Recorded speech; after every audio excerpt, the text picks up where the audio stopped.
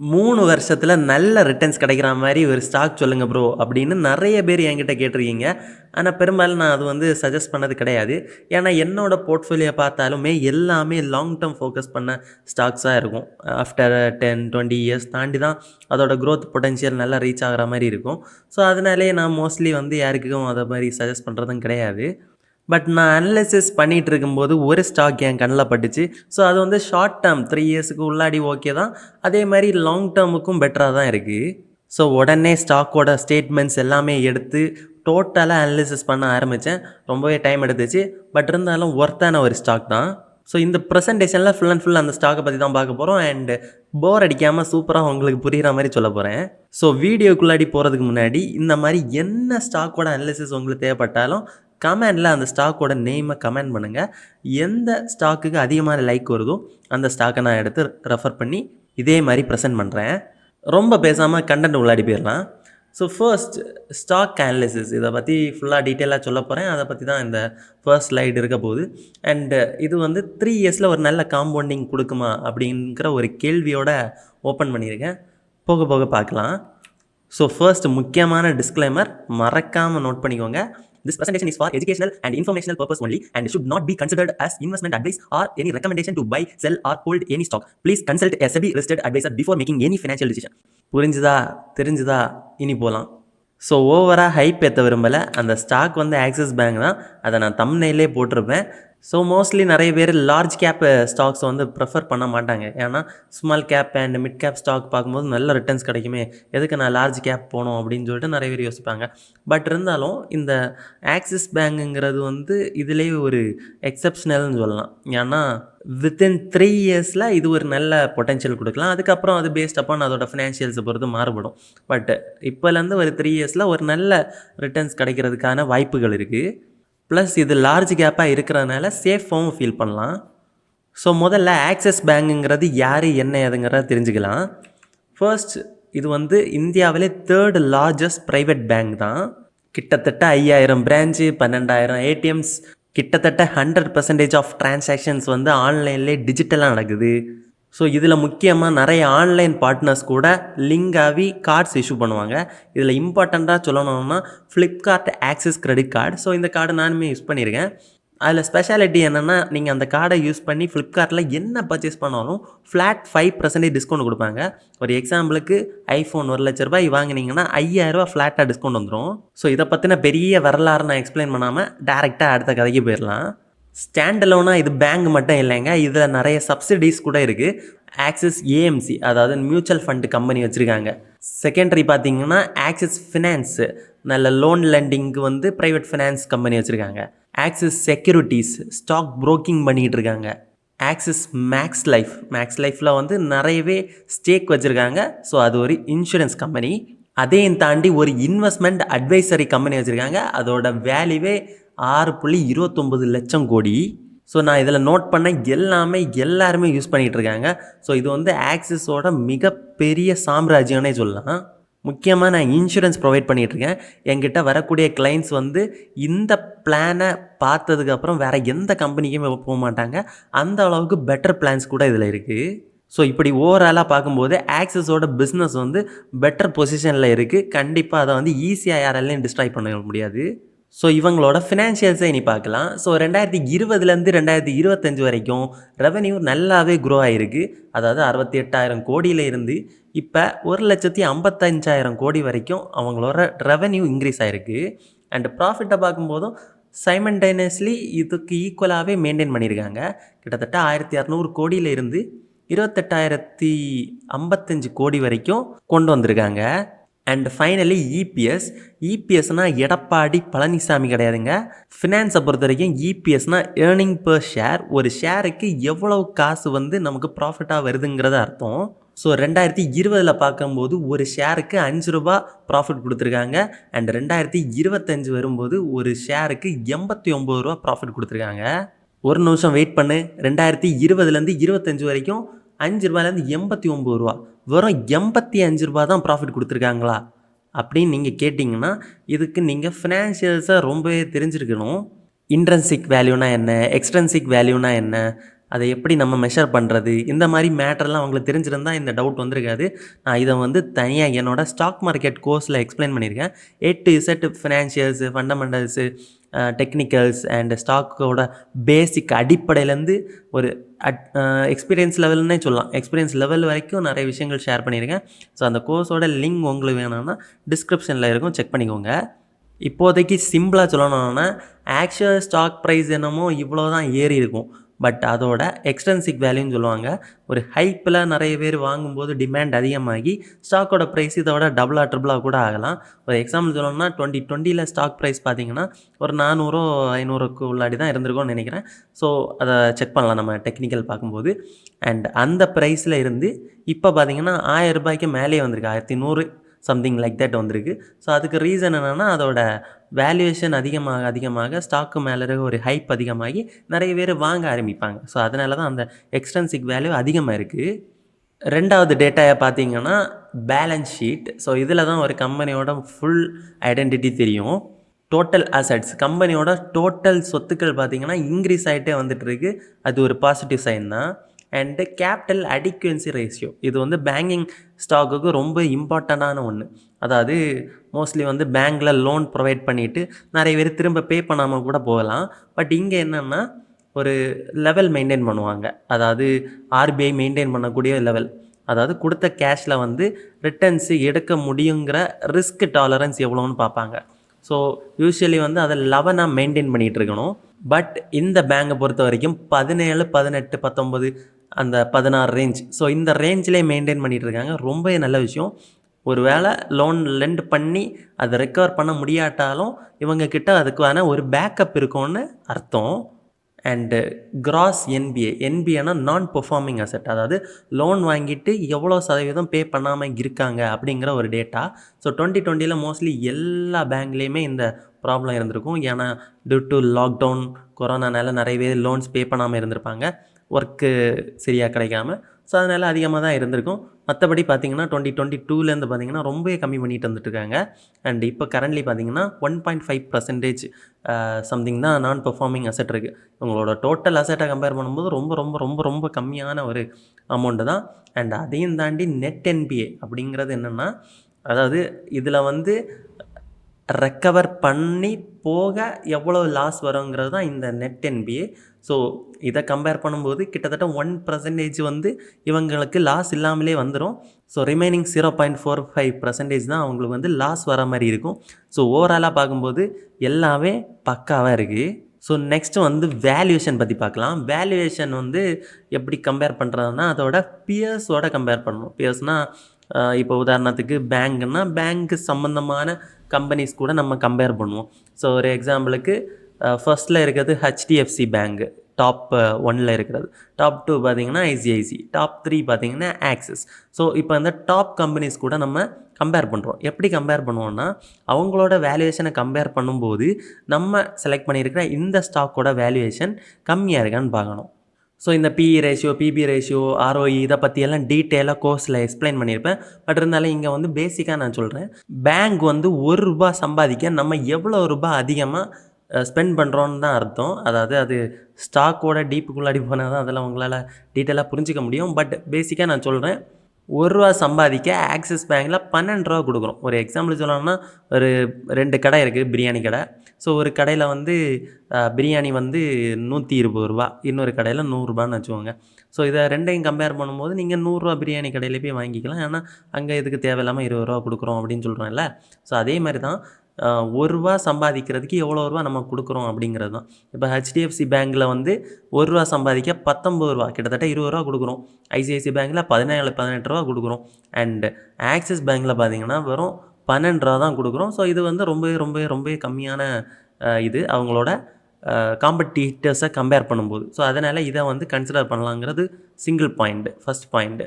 Second point, price to book ratio, அதாவது புக்ஸுன்னு ஒரு வேல்யூ இருக்கும். இதுவுமே என்னென்னா ஒரு கம்பெனியை வந்து டோட்டலாக செல் பண்ணிட்டாங்கன்னா அந்த புக் வேல்யூங்கிற அந்த அமௌண்ட்டு தான் இன்வெஸ்டர்ஸுக்கு ஒரு கேரண்டீடான அமௌண்ட்டு.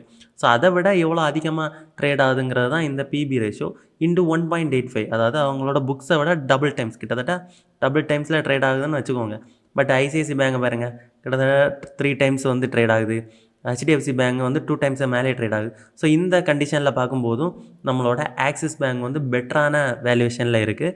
அண்ட் ஃபைனலி வந்து ROE, return on equity. So இது பார்க்கும்போதும் கம்பேர் பண்ணும்போது ஆக்சிஸ் பேங்க் கம்மியாக தான் இருக்குது. பட் இந்த ஒரு ஃபேக்டரில் வந்து நம்ம நெகட்டிவாக வச்சுக்கலாம். இது வந்து மற்ற எல்லா ஃபேக்டர்ஸ்லேயும் வேல்யூவேஷன் பெட்டராக இருந்தாலும் ரிட்டர்ன் ஆன் ஈக்விட்டி வந்து கம்மியாக இருக்குன்னு வச்சுக்கலாம். பட் இருந்தாலும் இப்போ வந்து வேல்யூவேஷன் கம்மியாக தானே இருக்குது. பட் ஸ்டாக் வந்து ஒரு பிக்கப் ஆகி மேலே மூவ்மெண்ட் கொடுக்கும்போது இந்த ரிட்டர்ன் ஆன் ஈக்விட்டி வந்து அதிகமாகும். ஸோ இங்கே வந்து அந்த அளவுக்கு இனிமேல் அதிகமாகுமான்னு கேட்டால் டவுட்டு தான். ஏன்னா ஆல்ரெடி வேல்யூவேஷன் கொஞ்சம் அதிகமாக தான் இருக்குது பிஎஸ்ஸை கம்பேர் பண்ணும்போது. ஸோ அதனால் கண்டிப்பாக இந்த ஆக்சிஸ் பேங்கோட ஆர்ஓயும் வந்து அதிகமாகிறதுக்கு வாய்ப்பு அதிகமாக இருக்குது. ஸோ நெக்ஸ்ட்டு வந்து ஃப்யூச்சர் ஃபோக்கஸ்டாக என்ன பண்ணியிருக்காங்க, என்ன இவங்க ஸ்ட்ராங்காக இருக்காங்க அப்படிங்கிறத வந்து ரீசெண்ட் ஆக்டிவிட்டீஸ் வச்சு பார்த்துக்கலாம், ரீசெண்ட் டெவலப்மெண்ட்ஸ். ஸோ இதில் லேட்டஸ்ட் அப்டேட்ஸ் அண்ட் நியூஸை பார்க்கும்போது ஒரு பெரிய இம்பேக்ட்ஃபுல்லான நியூஸ் என்னென்னா 614 கோடி வந்து டெக்னிக்கல் இம்பேக்ட் ஆகிருக்குன்னு சொல்லிட்டு ஒரு நியூஸ் வந்துச்சு. ஸோ அதனால தான் ஸ்டாக் வந்து கடகடன்னு ஃபால் ஆச்சு.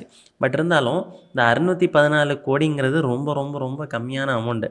இந்த பேங்கிங் செக்டாரை பொறுத்த வரைக்கும் சரி, ஆக்சிஸ் பேங்கை பொறுத்த வரைக்கும் சரி. ஸோ இந்த இம்பேக்டை வந்து ஈஸியாக அவங்க பாஸ் ஆன் பண்ணி வந்துடுவாங்க. ஸோ அதனால் ரீசெண்ட் ஆஃப் அந்த ஃபாலுங்கிறது எனக்கு வந்து ஒரு நல்ல இன்வெஸ்ட்மெண்ட் ஆப்பர்ச்சுனிட்டியாக தெரிஞ்சுது. ஸோ அதனால தான் இந்த ஸ்டாக்கை வந்து இன்னுமே டீட்டெயிலாக அனலைசிஸ் பண்ண ஆரம்பித்தேன். ஸோ இப்போ வந்து பெட்டரான ஒரு ரிசல்ட்ஸ் எனக்கு கிடச்சிருக்குன்னு நினைக்கிறேன். ஸோ இதை ஃபுல்லாக பார்க்கும்போது உங்களுக்கும் கிடைக்கும்னு நான் நம்புகிறேன். அண்ட் ரெண்டாவது பார்த்தீங்கன்னா ஒரு பாசிட்டிவான இம்பேக்ட் தான் leadership in digital and UPI. Most of the online பிளாட்ஃபார்மில் இவங்களோட லீடர்ஷிப்புங்கிறது கண்டிப்பாக ஒரு பார்ட் ஆஃப் த ஸ்பேஸை வந்து பிடிச்சிருக்கு. ஸோ கிட்டத்தட்ட 98% கிளைம் பண்ணுறாங்க. அந்த அளவுக்கு அவங்க டிஜிட்டல் ஸ்பேஸில் வந்து இன்வால்வ் ஆகிருக்காங்கன்னு சொல்கிறாங்க. அண்டு நானுமே பர்சனலாக பார்த்த வரைக்கும் நிறைய விஷயங்கள் ஆன்லைன்லேயே பண்ண முடியுது. ஒரு பேசிக்காக ஒரு ஸ்மால் பர்சனல் லோன் எடுக்கிறதா இருந்தாலும் சரி, கிரெடிட் கார்டு அப்ளை பண்ணுறதா இருந்தாலும் சரி, எல்லாமே ஆன்லைன்லேயே பண்ணிட முடியுது. அது ஒரு நல்ல விஷயம். அண்ட் அந்த ஆப்புமே ரொம்ப ஸ்மூத்தாக இருக்குது. எப்போ அது ஒரு வட்டி மெயின்டெனன்ஸ் அந்த மாதிரி ப்ராப்ளம் இருக்கும். பட் இருந்தாலும் ஓகே தான், நான் ஒரு கஸ்டமராகவும் சொல்கிறேன், நல்லா தான் இருக்குது. அண்டு மூணாவது பார்த்திங்கன்னா இயர் ஆன் இயர் வந்து 24% வந்து கோஆப்ரேட் லெண்டிங் க்ரோத் வந்து அதிகமாக இருக்குது. அதாவது பெரிய பெரிய கம்பெனிஸுக்கு வந்து கடன் கொடுக்குறது வந்து 24% அதிகமாக இருக்குது. ஸோ இது ரொம்ப நல்ல விஷயந்தான். ஸோ அந்த கம்பெனிஸ் வந்து ஈஸியாக அவங்க பிஸ்னஸ் க்ரோ ஆகணும்னா கண்டிப்பாக லோன் பே பண்ணி தான் ஆகணும். ஸோ அது வந்து ஒரு கிட்டத்தட்ட ஒரு ரிஸ்க் ஃப்ரீ ஒரு இன்வெஸ்ட்மெண்ட் ஆர் ஒரு லோன்ஸ் அந்த மாதிரி சொல்லலாம். ஸோ அண்ட் ஃபைனலாக வந்து செக்யூர் லெண்டிங். அதே மாதிரி இந்த மாதிரி பெரிய பெரிய கம்பெனிஸ் ஆர் கொஞ்சம் கவர்மெண்ட்டுக்கு கடன் கொடுக்குறது. ஸோ இந்த மாதிரி பண்ணும்போது செக்யூரிட்டி அதிகமாகும், அவங்களுக்கு திரும்ப கிடைக்கக்கூடிய பர்சன்டேஜ் அதிகமாகும். ஸோ அதனால தான் நெட் நான் பெர்ஃபார்மிங் அசெட் வந்து ரொம்பவே கம்மியாக இருக்குது. அது பேங்க்கு வந்து ரொம்பவே பாசிட்டிவான விஷயம். ஸோ இப்போ வந்து நம்ம டெக்னிக்கலாக பார்க்க போகிறோம். ஸோ டெக்னிக்கலை வந்து கண்டிப்பாக சார்ட்டு பார்த்து தான் சொல்ல முடியும். ஸோ அதுக்கு போகலாம். ஸோ இப்போ இதுதான் ஆக்சிஸ் பேங்கோட வீக்லி சார்ட். ஸோ வீக்லி சார்ட்டில் பார்க்கும்போது கிட்டத்தட்ட ஆல் டைம் ஹையாக வந்து எங்கே வச்சுருக்காங்க, 1338 ரூபாயில் வச்சுருக்காங்க. அண்டு ரீசன்ட் லோ பார்த்திங்கன்னா 936 ருபீஸ். ஓகே. ஸோ இப்போ பார்க்கும்போது இந்த ஸ்பேஸை வந்து பார்க்கும்போது ஒரு நல்ல ஒரு சப்போர்ட் ஜோனை நம்ம மார்க் பண்ணிக்கலாம். கிட்டத்தட்ட 1930 அந்த ரேஞ்சுக்குள்ளாடி ஒரு நல்ல ஒரு சப்போர்ட்டை வச்சுக்கலாம். அண்ட் ரீசன்ட் சப்போர்ட்டையும் நம்ம மார்க் பண்ணி ஆகணும். ஏன்னா இது வந்து இங்கேருந்து ஒரு புஷ்பேக் கொடுத்துருக்கு 1034. ஸோ இதுவுமே ஒரு சப்போர்ட் தான். ஓகேங்களா. அண்ட் ரீசெண்ட் ரெசிஸ்டன்ஸு இங்கே மார்க் பண்ணிக்கலாம். இந்த ஏரியாவில் ஒரு நல்ல ஒரு செல்லிங் ப்ரெஷர் இருந்திருக்கு. ஸோ அதனால் 1230 அந்த ரேஞ்சையும் வந்து ஒரு ரெசிஸ்டன்ஸாக மார்க் பண்ணிக்கலாம். அண்ட் இப்போ பார்த்திங்கன்னா லாஸ்ட்டாக இங்கே தான் ஒரு பெரிய ஃபால் நடந்துச்சு. ஸோ இந்த ஃபால் வந்து நல்ல ஒரு இன்வெஸ்ட்மெண்ட் ஆப்பர்ச்சுனிட்டி, ஏன்னு வந்து லாஸ்ட்டில் சொல்கிறேன். அண்டு இது தான் சப்போர்ட் அண்ட் ரெசிஸ்டன்ஸ் நான் மார்க் பண்ணியிருக்கிறது. ஒரு வேளை ஸ்டாக் வந்து இங்கே 1100க்குள்ளாடி ட்ரேட் ஆகுது. நான் ஒரு 1080 ரேஞ்சில் வாங்கியிருந்தேன், இந்த ரேஞ்சில் வாங்கியிருந்தேன். சப்போஸ் இஃப் இட் ஃபால்ஸ் நான் வந்து இன்னுமே ஆட் பண்ணலாம். இங்கே வரும்போது 1030 வரும்போதும் 1000க்கு வரும்போதும் சரி, இல்லை 950 வரும்போதும் சரி. ஸோ இந்த மாதிரி ஃபால் ஆகிறப்ப இன்னுமே நான் ஆட் பண்ணிட்டு தான் இருப்பேன். அண்டு ஒரு வேளை எந்த டார்கெட்டு ரீச் ஆனால் நான் எக்ஸிட் ஆவேன்னா கண்டிப்பாக 1700 லெவல் இங்கே ரீச் ஆச்சுன்னா நான் எக்ஸிட் ஆயிடுவேன். இல்லை ஒரு 3 வருஷம் வெயிட் பண்ணணுன்னா நான் வெயிட் பண்ணி 1700 இல்லை அதுக்கு மேலேயே நான் வந்து எக்ஸிட் ஆயிடுவேன். ஸோ நான் சொன்னேன்னு உடனே போய் நீங்களும் போய் ஆர்டரை போட்டுறாதீங்க. ஸோ நீங்கள் அனலைசிஸ் பண்ணுங்கள். நான் வந்து எனக்கு தெரிஞ்ச என்னோட சிறு மூளைக்கு எட்டுனதை வந்து உங்களுக்கு சொல்கிறேன்.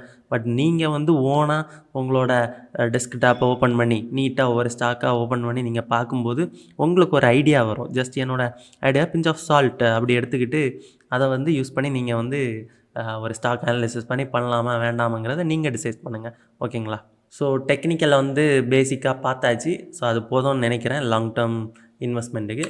அண்டு இன்வெஸ்ட்மெண்ட் ஸ்டைல் என்ன மாதிரி இன்வெஸ்ட் பண்ணலாம். ஸோ மோஸ்ட்லி நிறைய பேர் என்ன பண்ணுவாங்கன்னா ஒரு 2 லட்சமோ 3 லட்சமோ 5 லட்சமோ வச்சுருப்பாங்க. இப்போதைக்கு தேவையில்லப்பா ஒரு 2-3 வருஷம் எங்கேயாவது போட்டால் நல்லாயிருக்கும் அப்படின்னு நினச்சி அதாவது tax free mutual fund ELSS so அந்த மாதிரி எல்லாம் போடுவாங்க. பட் அப்படி கம்பேர் பண்ணும்போது ஏன்னா எல்எஸ்எஸ் போட்டாலும் திரும்ப ரிட்டர்ன்ஸ் எடுக்கும்போது அதுக்கு நம்ம கேபிட்டல் கெயின்ஸ் டேக்ஸ் எல்லாம் கட்டி தான் ஆகணும். ஸோ கம்பேரிட்டிவ்லி இந்த மாதிரி ஸ்டாக்கில் வந்து நம்ம கன்சிடர் பண்ணலாம். ஸோ அப்படிப்பட்டவங்களுக்கு எப்படி பண்ணலான்னா ஒரு ஸ்டார்டிங்கில் ஒரு பல்கான ஒரு அமௌண்ட்டு போடாமல் ஒரு 3 லட்சம் வச்சுருக்கீங்கன்னா 1 லட்சம் இப்போ ஒரு 1100க்குள்ளாடி இன்வெஸ்ட் பண்ணிவிட்டு and suppose if it falls இன்னுமே கொஞ்சம் ஆட் பண்ணிக்கிட்டு அந்த மாதிரி பண்ணலாம். இல்லை இந்த கண்டினியூஸாக ஒரு 3 to 4 மந்த்ஸாக எந்த ஒரு ஃபாலுமே இல்லைன்னா ஒரு ஆவரேஜ் அவுட் ப்ரைஸ் ஒரு 1200க்கு உள்ளே நிற்கிற மாதிரி நம்ம வாங்கிக்கலாம். ஸோ அந்த மாதிரி வாங்கும்போது ஒரு நல்ல ஒரு ஆவரேஜ் ப்ரைஸ் கிடைக்கும். ஆனால் நம்மளோட டார்கெட் பார்த்திங்கன்னா 1700 கிட்டே இருக்குது. ஸோ அப்படி பார்க்கும்போது கொஞ்சம் ஆவரேஜ் 1200க்கு உள்ளாடி நம்ம முடிக்க ட்ரை பண்ணலாம். அண்டு ரெண்டாவது பார்த்திங்கன்னா எஸ்ஐபியும் பண்ணலாம் ஸ்டாக்கில். எப்படின்னா மந்த்லி 1080 ரூபான்னு வச்சுக்கோங்க. 1100 1200 அதுக்குள்ளாடி வச்சுக்கோங்களேன். ஸோ மந்த்லி வந்து ஒரு 1000 ரூபா வச்சு இன்வெஸ்ட் பண்ணிகிட்டே வரலாம். சப்போஸ் இஃப் ஒரு எக்ஸாம்பிளுக்கு டிசம்பரில் வந்து ஒரு ஃபால் நடக்குதுன்னு வச்சுக்கோங்களேன். ஸோ அந்த ஃபாலில் வந்து 950 வருதுன்னா அந்த டைமில் மட்டும் 1000 ரூபா போடாமல் 2000மோ 3000மோ போடலாம். ஸோ சப்போஸ் ஒரு ஃபால் வரும்போது எக்ஸ்ட்ரா கொஞ்சம் அமௌண்ட் போடும்போது அந்த ஆவரேஜ் ப்ரைஸுங்கிறது ரொம்பவே கம்மியாக கிடைக்கும். ஸோ இப்படியே ஒரு 3 இயர்ஸ் கூட நீங்கள் ஹோல்டு பண்ணி அப்படியே எஸ்ஐபி பண்ணிகிட்டே வந்தீங்கன்னா at least my point of view ஒரு 16 to 20% வரைக்கும் இதோட சிஏஜிஆர் கேல்குலேஷன் இருக்கும்னு நினைக்கிறேன். ஸோ அதை தாண்டி நீங்கள் சிம்பிள் இன்ட்ரெஸ்ட்டில் கேல்குலேட் பண்ணிங்கன்னா ஒரு 60% ரிட்டர்ன்ஸ் வர்றதுக்கும் வாய்ப்பு இருக்குது. சிஏஜிஆர் கேல்குலேஷன்னா ஒரு 16 to 20 எதிர்பார்க்கலாம். அண்டு நிறைய பேர் என்ன பண்ணுவீங்கன்னா இதை பார்த்துட்டு உடனே இந்த ஸ்டாக்கில் மட்டும் எல்லா பணத்தையும் கொட்டலாம்னு நினைப்பீங்க. ஸோ அந்த மாதிரி எப்போவுமே பண்ணக்கூடாது. ஸ்டாக்கை பொறுத்த வரைக்கும் 2-3 ஸ்டாக்கை வந்து பார்த்து தான் பண்ணணும். நான் இன்னுமே சில ஸ்டாக்ஸ் வந்து அனாலிசிஸ் பண்ண ஸ்டார்ட் பண்ணிட்டேன். ஸோ சப்போஸ் ஸ்டெப் பை ஸ்டெப்பாக இந்த வீடியோஸ் வந்துகிட்டே இருக்கும்னு நினைக்கிறேன். அண்ட் இதுவுமே கொஞ்சம் லேட்டு தான். Sorry for the late. And முடிஞ்ச வரைக்கும் கம்மி ப்ரைஸில் வாங்க ட்ரை பண்ணுங்கள். அண்டு அப்படி பண்ணும்போது லார்ஜ் அண்ட் மிட் ப்ரைவேட் பேங்க்கில் வந்து மிக்ஸ் பண்ணி நீங்கள் இன்வெஸ்ட் பண்ணலாம். வேறு 2-3 பேங்க்ஸ் கூட நீங்கள் பார்த்துட்டு பேங்கிங் செக்டார்லேயே இன்வெஸ்ட் பண்ணுறீங்கன்னா அந்த பேங்க்ஸை கம்பேர் பண்ணிவிட்டு ஒரு 2 பேங்க் இல்லை 3 பேங்க்கில் வந்து நீங்கள் மிக்ஸ் பண்ணி இன்வெஸ்ட் பண்ணிங்கன்னா இன்னுமே பெட்டர் ரிசல்ட்ஸ் கிடைக்கும் இந்த மாதிரி பேங்க்ஸில். பட்டு என்னை பொறுத்த வரைக்கும் நான் ஒன்று தான் எடுத்திருக்கேன் இப்போதைக்கு. ஸோ அதனால் இந்த பாயிண்ட்டை இப்போதைக்கு அவாய்ட் பண்ணிக்கோங்க. ஓகேங்களா? ஸோ ஃபைனல் கன்க்ளூஷன் என்னென்னா ஆக்சிஸ் பேங்கை வந்து கன்சிடர் பண்ணலாமா வேண்டாமா அப்படின்னு சொன்னிங்கன்னா ஃபினான்ஷியல்ஸும் சரி டெக்னிக்கல்ஸும் சரி எல்லாமே ஓகேயாக தான் இருக்குது. டெக்னிக்கல்ஸு ரொம்ப ஓகேன்னு சொல்ல மாட்டேன். ஏன்னா கொஞ்சம் வீக்காக தான் இருக்குது. அது ஒரு ஃபாலிங் நேச்சரில் தான் இருக்குது. சப்போஸ் இஃப் இட் ஃபால்ஸ் கொஞ்சம் கூட ஆட் பண்ணிக்கோங்க. அந்த மாதிரி தான் நான் சஜஸ்ட் பண்ணுவேன். மோஸ்ட்லி பார்த்திங்கன்னா ஃபினான்ஷியல்ஸ் ரொம்பவே நல்லா இருக்குது கம்பேரிட்டிவ்லி பியர்ஸோட. ஸோ நான் சொன்ன மாதிரி ஒரு 2 to 3 இயர்ஸுக்கான ஒரு பெட்டர் இன்வெஸ்ட்மெண்ட்டாக நான் இருக்கும்னு நான் நினைக்கிறேன். அண்டு ஃபைனல் டெசிஷன் மேக்கிங் வந்து நீங்கள் தான். உங்களுக்கு தான் தெரியும் உங்களோட சொத்து மதிப்பை பற்றியும் சரி உங்களோட மந்த்லி கெப்பாசிட்டி எவ்வளோ இன்வெஸ்ட் பண்ண முடியும்னு சரி இல்லை எவ்வளோ காசு நீங்கள் வந்து ரிஸ்க் எடுக்க முடியும்ங்கிறதும் சரி எல்லாமே உங்களுக்கு தான் தெரியும். ஸோ நான் வந்து ஜஸ்ட் ஒரு எனக்கு தெரிஞ்ச ஒரு விஷயம் நான் பார்த்த விஷயத்த வந்து உங்கள் கூட ஷேர் பண்ணுறேன். நீங்கள் தான் ஃபுல் டிசிஷன் மேக்கராக இருக்க போகிறீங்க. அண்ட் என்னை பார்த்து இன்ஸ்பயர் ஆகி உடனே போய் இப்போவே புக் பண்ணலாம் இப்போவே வாங்கலாம் அப்படின்னு சொல்லிட்டு நீங்கள் எப்போவுமே அந்த மாதிரி நினைக்காதீங்க. ஈவன் யானைக்கும் அடிசருக்கும்னு சொல்லுவாங்கள்ல அந்த மாதிரி எனக்குமே நடந்திருக்கு சில ஸ்டாக்ஸ்லாம். ஸோ அதனால் நீங்கள் ஓனாக ஒரு வாட்டி கூட பார்த்துட்டு நீங்கள் பண்ணுங்கள். And all the best. And finally நம்மளை கனெக்ட் பண்ணணும்னா நம்மளோட இன்ஸ்டா பேஜ் இருக்குது, யூடியூப் பேஜ் இருக்குது அண்ட் வாட்ஸ்அப் இருக்குது. இதில் எல்லாம் நீங்கள் காண்டாக்ட் பண்ணி கனெக்ட்லேயே இருக்கலாம். அண்டு யூடியூப்பில் சப்ஸ்கிரைப் பண்ணிக்கோங்க, இன்ஸ்டாவில் ஃபாலோ பண்ணிக்கோங்க. அப்போ தான் ரீல்ஸ் எல்லாம் நிறைய போஸ்ட் பண்ணிகிட்ருப்பேன். ஸோ அதில் வந்து உங்களுக்கு யூஸ்ஃபுல்லான டேட்டா இருந்துச்சுன்னா நீங்கள் அதை ஃபாலோ பண்ணி உங்களோட ஃப்ரெண்ட்ஸுக்கும் ஷேர் பண்ணுங்கள். அண்ட் அதையும் தாண்டி நம்மளை பர்சனலாக ரீச் பண்ணணும்னா நம்மளோட ஸ்டாக் மார்க்கெட்டு கோர்ஸ் வெப்சைட் இருக்குல்ல, ஸோ அந்த வெப்சைட்லேயே நம்மளோட இன்சூரன்ஸு டீட்டெயில்ஸ் எல்லாமே இருக்கும். ஸோ அதில் வந்து கனெக்ட் பண்ணி உங்களுக்கு இன்சூரன்ஸ் வேணுனாலும் சரி, இல்லை ஸ்டாக் மார்க்கெட் பற்றி கற்றுக்கணும்னாலும் சரி, எனிதிங் என்னை டேரெக்டாக காண்டாக்ட் பண்ணுங்கள். ஸோ நான் வந்து பெஸ்ட் அட்வைஸ் உங்களுக்கு ப்ரொவைட் பண்ணிகிட்ருக்கேன். ஸோ இது வரைக்கும் நிறைய கிளைண்ட்ஸ் வந்து நல்லாவே சாட்டிஸ்ஃபைடாக தான் இருக்காங்க. அண்ட் உங்களுக்கு தேவைப்பட்டுச்சுன்னா நீங்களும் வந்து ஒரு 20 to 30 மினிட்ஸ் ஸ்பெண்ட் பண்ணி என்ன ஏதுங்கிறதெல்லாம் தெரிஞ்சுக்கோங்க. ஒரு வேளை அது உங்களுக்கு யூஸ்ஃபுல்லாக இருந்துச்சுன்னா கண்டிப்பாக உங்கள் ஃப்ரெண்ட்ஸுக்கு எல்லாம் ஷேர் பண்ணி கண்டிப்பாக நம்மளை ப்ரொமோட் பண்ணுங்கள். நம்மளாக பெருசாக ப்ரொமோட் பண்ணுறது கிடையாது, நீங்கள் ப்ரொமோட் பண்ணால் தான் உண்டு. ஸோ நீங்கள் ப்ரொமோட் பண்ணுவீங்கன்னு நான் கண்டிப்பாக நம்புகிறேன். அண்டு தேங்க்யூ ஃபார் வாட்சிங் திஸ் வீடியோ. நெக்ஸ்ட்டு என்ன பண்ணலாம் அப்படிங்கிறத கமெண்டில் சொல்லுங்கள். அதை பார்த்துட்டு எதுக்கு அதிகமாக லைக் வருதோ அதை கண்டிப்பாக நான் பண்ணுறேன்.